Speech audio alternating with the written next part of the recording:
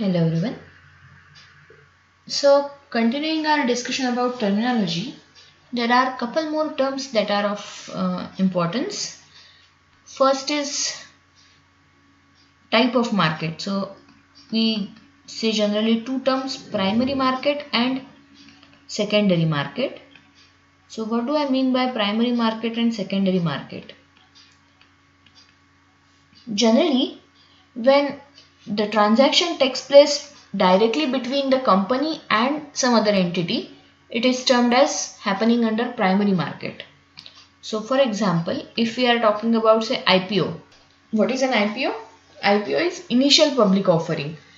So whenever a company wants to go public, means initially suppose very few people have invested in that company and the company has started functioning, and later they realize that okay, now that we have started our business and we are trying to find more ways to expand our business, we need more money.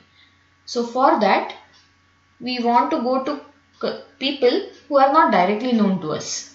Okay, so we want to trade directly in the market so that anyone who doesn't know us but who is interested in becoming a part owner of our company by purchasing shares can do that. So at that situation, company issues shares to general public and hence it is known as initial public offering. So till that point, the shares of the company are held by people who are founder members, whereas after this point the shares can now be purchased by general public. Okay, so in IPO the general public is purchasing shares directly from the company. Okay, so the transaction is between the company and the person who is purchasing the shares, hence it is known as primary market. Whereas now the IPO has happened, so the shares have been sold, so now there are few people in general public who already own the shares of the company, and one of them now wants to sell those shares. So that person can sell the shares to a third person without getting the company involved. So suppose you have say Infosys shares with you and now you are no longer interested in keeping Infosys shares with you. So you decide to sell those shares. So you sell shares to say a third person, maybe your friend or maybe someone unknown to you. Now neither you nor that person are owners of Infosys or founder members of Infosys. So the company is not directly involved. Hence it becomes a secondary transaction. A transaction from secondary market where the company whose shares you are buying or selling is not involved. Okay, so generally these two types of transactions are there. In fact, most of the transactions, majority of the transactions are secondary market transactions. Very few transactions are. Comparatively, the share of primary market transactions is less. Okay. Now, in primary as well as secondary transactions, there are two types of transactions. One is OTC, that is over the counter, and second is through stock exchange. Now, what is stock exchange? Stock exchange is an entity which acts as a facilitator for such transactions. Okay, and of course they kind of act like a regulator too, not just facilitator, regulator too. So they are kind of a watchdog. So whenever you want to buy or sell shares, either the two parties who are interested in buying or selling the shares can directly transact with each other. So that becomes over the counter transaction. So only two parties are involved. Whereas if you do it through stock exchange, then stock exchange is the third party. So person A, if person A directly sells shares to person B without any regulatory body or third party involved, it becomes over the counter transaction.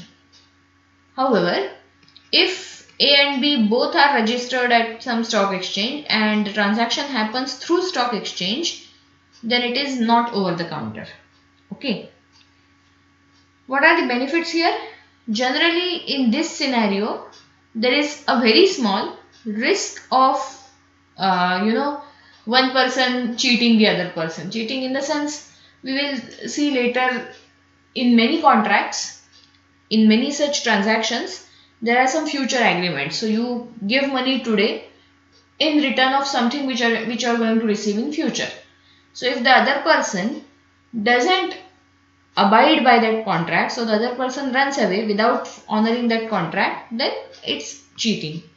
So in over-the-counter transaction, there is a small, very small, but still positive probability of such type of things. Whereas in stock exchange based transactions, generally stock exchange acts like a regulator. So it has power to monitor the transactions, it has power to regulate the transactions and make sure that such dishonoring of contract doesn't take place. Okay. So stock exchange transactions are considered as more secure and they are more likely to get honored. Okay.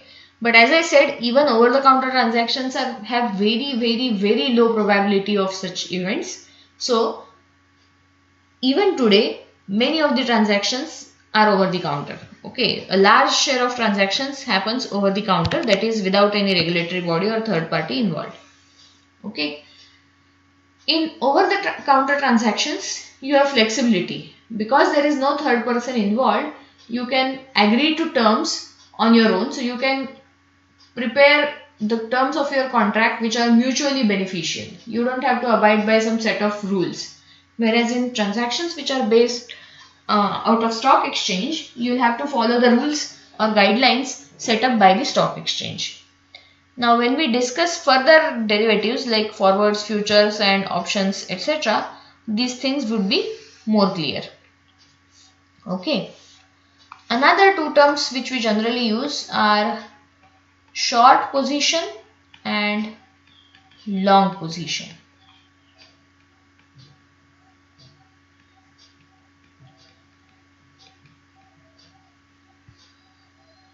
So what is a short position?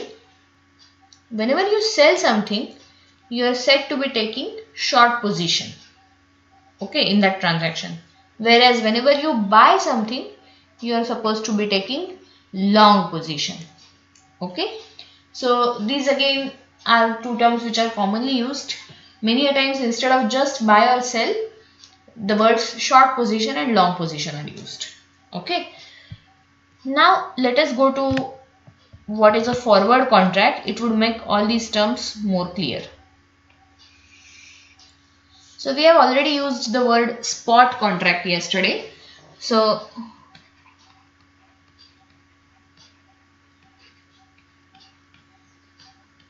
forward contract. So in forward contract what happens is there are two parties involved, say A and B, and one person promises the other person to buy a certain asset at a pre-specified price at a pre-specified time in pre-specified amount.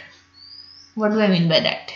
Let me explain further. So there are two people A and B. So suppose they enter into a contract. So they make an agreement such that on say February 28, person A will buy say 105 shares of company X from person B at the rate of rupees K per share. Okay. So, and when we say that person A will buy, at the same time it is imperative that person B will sell. Okay, so both the parties have to make an agreement to follow this. So person A will buy means person B will sell. Okay, so the time is fixed. It is generally denoted by capital T, time at which you are going to buy or sell the asset. Then the number of shares is fixed, so the quantity of the asset is fixed, and the asset is specified, so shares of company X, and the price is specified. So this is known as the forward price. Okay, this is known as forward price.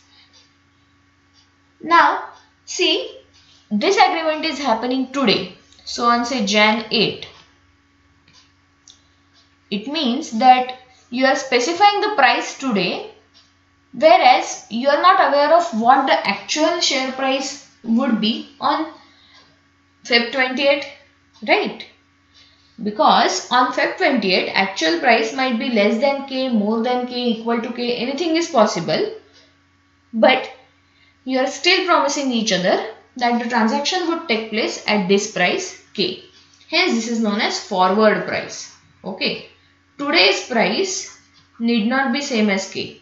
Today's price of shares from company X, today's means Jan 8, it would be known as spot price. We saw this term yesterday. So spot price is generally denoted by S0. Today's day is 0th day and S is the notation generally used for asset price. So spot price is S0 and forward price is K. As I said, the actual price on that day may be different. So the actual price of shares of company X on Feb 28 would be denoted by S capital T. Okay, asset price at capital T. Okay, so there are three possibilities. ST is less than K, ST is greater than K, and ST is equal to K. Okay, ST equal to K, then no harm done. No profit, no loss. Okay, however, because share prices are continuous, probability of ST equal to K is 0. So we have to worry about only ST less than K and ST greater than K scenario. So if ST is less than K, then who is happy? And if ST is greater than K, then who is happy? See, person A is buying by paying K rupees. So K rupees per share. So if ST is less than K means if the actual market price is smaller than K, then person A is actually having to pay higher amount than the market price.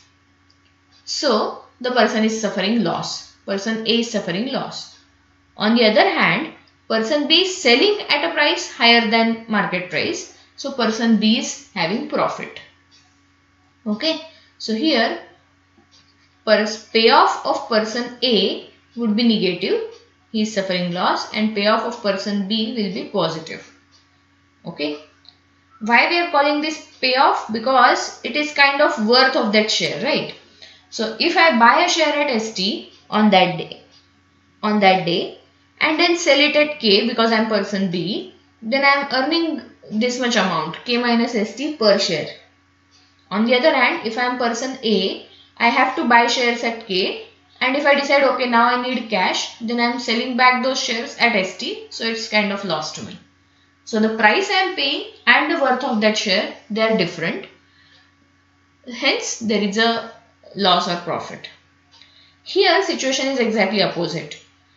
I am getting at K when the actual market price is ST, which is larger. So the person who is buying the shares is at profit. Person who is selling the shares is having loss. Okay. The payoff can be represented graphically also under different scenarios. So first let us take payoff for person who is in long position. Long position means here person A, person who has agreed to buy. Okay. So this is suppose ST. So this axis represents possible values of actual price on that day. Okay. So and let me have K somewhere here. So and this is now payoff. So if K is equal to ST, payoff is 0. Now when ST is smaller than K, it means I am having to pay higher amount. So I am at a loss. So it is something like this. And when ST is larger than K, it becomes something like this. So the payoff is straight line, because payoff is actually payoff for a person in long position is actually ST minus K. Right? He is paying K for asset which is worth ST. So ST minus K. So if ST is smaller than K, then it is negative. If ST is larger than K, then it is positive, but it's a straight line. Okay, there are no curves involved. Okay, this is supposed to be straight line. And what is this? This is when ST is 0, so this becomes minus K. Okay. So this is for a person in long position, and for a person in short position, it's going to be exactly opposite.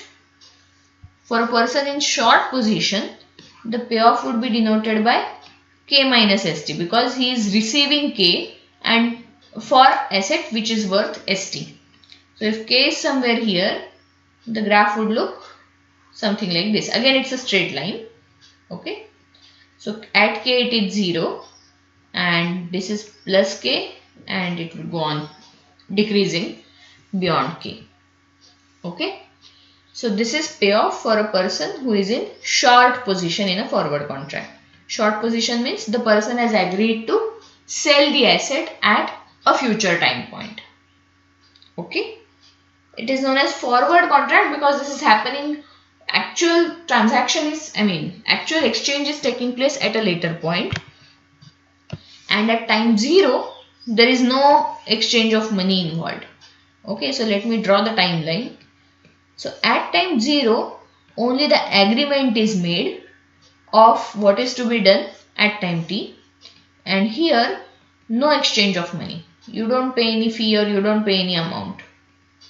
Okay, you give money only at the end, that is at time t. At time t, A pays K rupees per share and to B. Okay, and B gives those shares. So B receives K rupees per share. Okay. Now, forward contract is generally traded over the counter. So it is generally not traded through stock exchange. Okay, it's directly between person A and person B. Third party is not involved.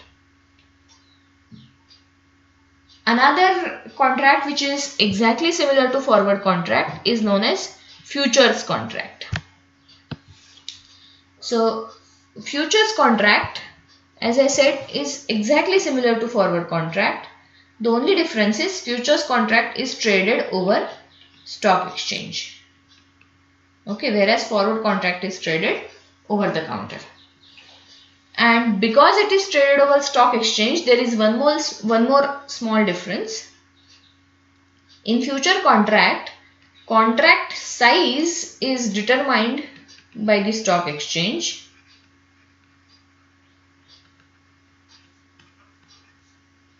So what do I mean by contract size? So in a single contract, how many shares can be traded? Okay, so for example, contract size can be of 100 shares.